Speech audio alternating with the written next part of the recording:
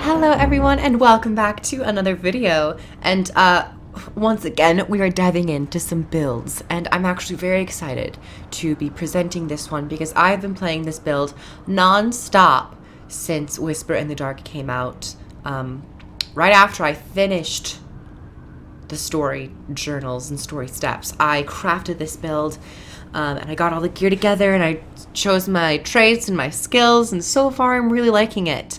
And that's all I have to say. Oh, and happy daily reset. There might have been a little cut edit there for a minute. But regardless of everything that happened, I'm really enjoying this build, and I have since labeled this build as I enjoy labeling all other builds I have. And I have labeled this one the Plague, not the Plague Doctor, the Witch Doctor. This build incorporates the Plague Doctor stat. That's why I got them a little confused. But I'm titling this build the Witch Doctor. I'm really enjoying it, and I've been having a lot of fun. It emphasizes team support with a barrier, pretty strong regen, and also condition damage that should not be scoffed at, because I don't have a hard time killing mobs out in the open world. I really enjoy it. So let me first go over my equipment, the stats I'm using, the sigils and runes and amulets and all that stuff. And then I will talk about the traits, the abilities, and then I think I have a strike mission that I want to show. So quite honestly, I forgot, I'm not running one specific stat type. I'm kind of running an amalgamation. So for the head, I'm running Vipers. This I think is Marshals. Yeah, Marshals, Magi, Marshals? Yes, it's mostly Marshals and Plague Doctors I'm running. This is Plague Doctors, and that's Marshals. So it's kind of a mixture. I wanted to primarily... I didn't want to go super heavy-handed in one direction. All I wanted to do was have a modest amount of healing and a modest amount of condition damage. And I think to my stats, yes, they're augmented, but they're both 1,000 and over.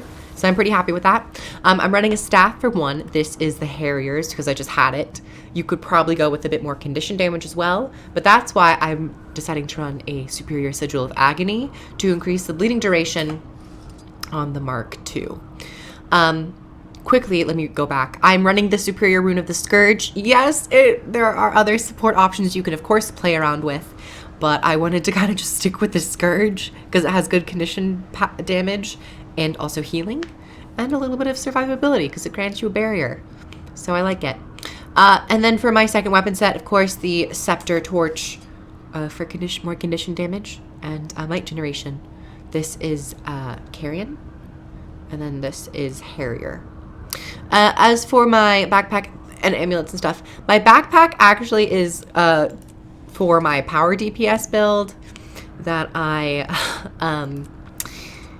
don't have a separate backpack. So what you could run for this is, of course, Plague Doctors. You could run a Apothecary, Vipers, Sinisters, whatever you want to do. If you want to get a little bit more damage, or if you want to get a little bit more healing, you can go for this. It's all yours.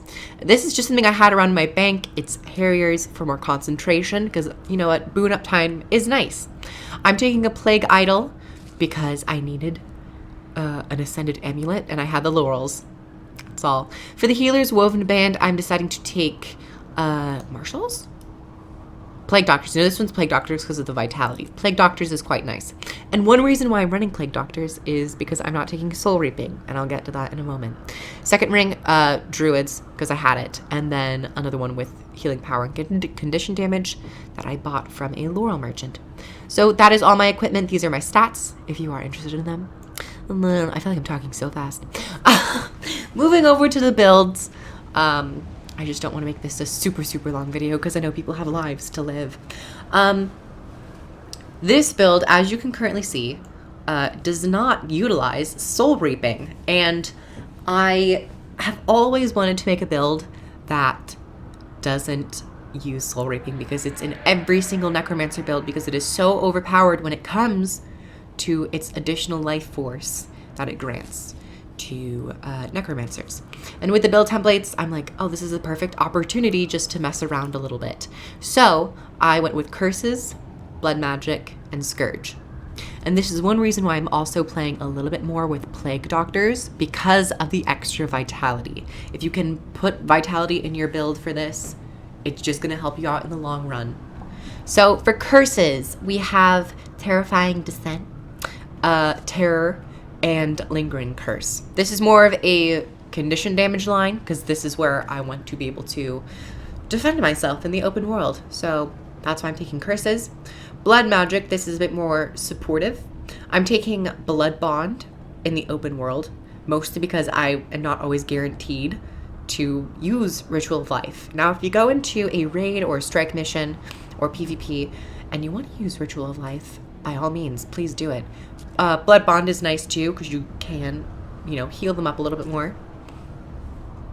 Second trait that I'm taking for Blood Magic is Vampiric Presence.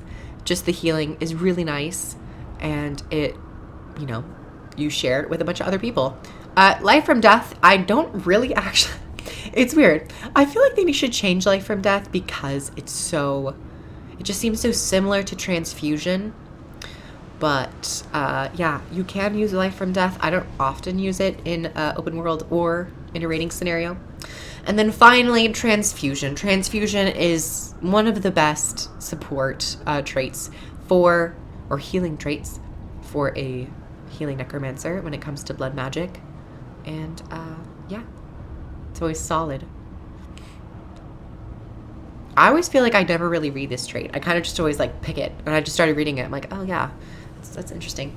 And then for the Scourge, hello, person. I've decided to take Abrasive Grit just to give extra bit of mites and to also cleanse conditions. I'm taking Desert Empowerment on cast of Sandshades. I will grant Barrier to myself or to others. You could probably also run Herald of Sorrow if you want, because of the Barrier Blast it can provide. But I prefer Desert Empowerment. And that's just me. I'm not taking Sand Savant because I don't like this trait at all. And I have some ideas on how I would like to change it. We all have ideas on how we'd like to change it. But especially with the recent Scourge changes where none of these shade abilities affect around the character if you have a shade up, this just feels even worse because there's no way of actually stopping a shade. Once it's up, and then it can't affect anywhere around you. And yeah, I don't like it. I think that this Sand Savant trait just needs, the whole entire big shade thing just needs to leave. Yeah, I have ideas for this and how I'd like to see it changed, but I'm taking Demonic Lore because Demonic Lore, more damage, more torment, and you get some burning on torment application. So these are my trait choices, and now we're going to go into my weapons and utilities. I'm not really going to talk about the weapons other than I would really like to see staff reworked. As I've said before, I'm not a huge fan of marks in terms of open world PvE or in PvP. I find them kind of boring. It's like applying a whole entire trap utility kit onto a weapon, and especially against bosses, raid bosses, world bosses, bosses that don't move or enemies that don't move, you literally get no use out of this, and it's just really, really sad. As for my utility skills, Sand Flare, duh, the Barrier, We're running barriers. We gotta pump out those protective shields. So yeah, I'm taking Sand Flare.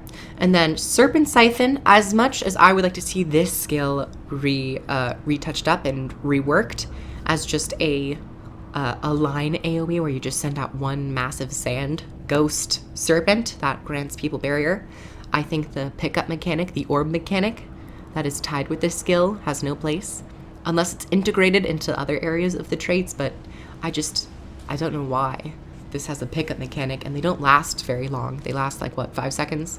It's like a worse version of Ventari and Staff Revenant. So, but I'm critiquing the skill. However, I do enjoy it because it does apply extra barrier if allies are smart enough to see it and go and pick it up. So I like Serpent Siphon. You could probably take a well with this if you want. I'm taking Desiccate for a life force generation and also extra might. Signet of Death, extra life force generation. And just in case if I need to resurrect some people, I can. Signet of Undeath. And then finally for the elite, Ghastly Breach. We all know and love Ghastly Breach, especially if you play PvP and you're a Spellbreaker. You know how much you want to cry. Or if you're a Weaver or a Guardian, literally any class that has a lot of boons. You see a Ghastly Breach and you get out of there. In open world, it's a lot of fun. More might application and really heavy condition damage, which is great. That's the build. That's the build. In general, if you guys don't know how to play support Necro, you just kind of blast conditions. Now, barrier does last for 5 seconds, so if you want to space out the barrier just a little bit, just to keep the barrier itself consistently on a target, that would be smart as well. Pop that, wait a couple seconds, pop another barrier, and you can pretty much just keep barrier rolling for quite a bit. Additionally, as much as I don't enjoy marks, the regen on Mark of Blood is really nice, and I think one day, probably soon, I'm going to make a video about how I would rework Staff and how I would touch up Scourge and a couple other Necromancer weapons, but that's soon to come. Anyway, let me jump over to a strike mission and just showcase some gameplay and walk people through it how I, mentally set up and focus. So, moving over to the gameplay section. Hello everyone. So it appeared that I didn't actually have any footage for this exact fight with this exact build.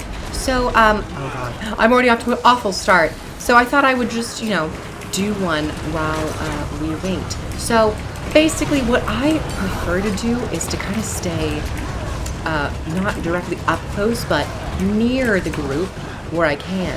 And because I have multiple shades, I'm able to pop a bunch of barrier with a single application to 5 other allies. Just one pop of the Manifest Sandshade. Right there we got the Signet proc, but because there are so many people, it's quite easy.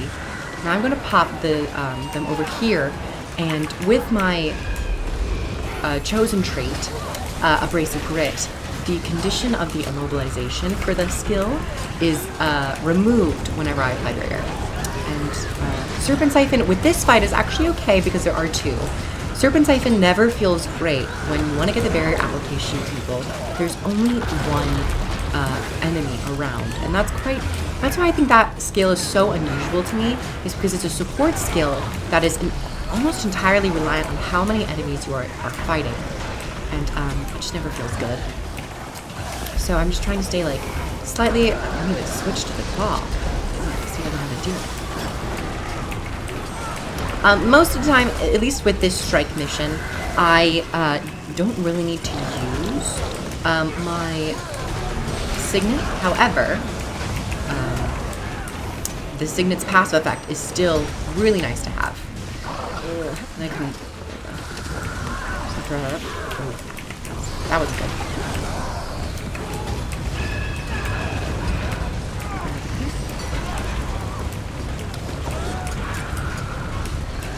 But yeah, in general, I just try to make sure that people have at least a little bit of barrier up, and also have regen when I do decide to go to staff, like right now.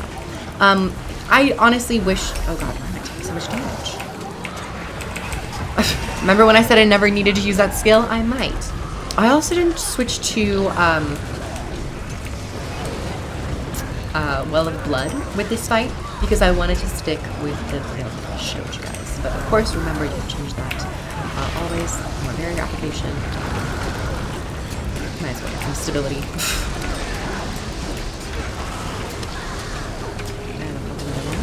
And then Death Shadow. The voice is gonna die. Are we ready for this? I don't know if we're particularly ready. Okay, so they're all the way over there, but they probably are gonna die from the conditions, so we have to... Oh no. That wasn't fun. People need to not kill them, which is what needs to happen. Because that would be really bad. Because he's not super low. We kind of have to kill him at the same time. But if you want gold, you gotta play a little fast. Here, of course, getting some more berry application. Here is when it gets a little stressful, not gonna lie.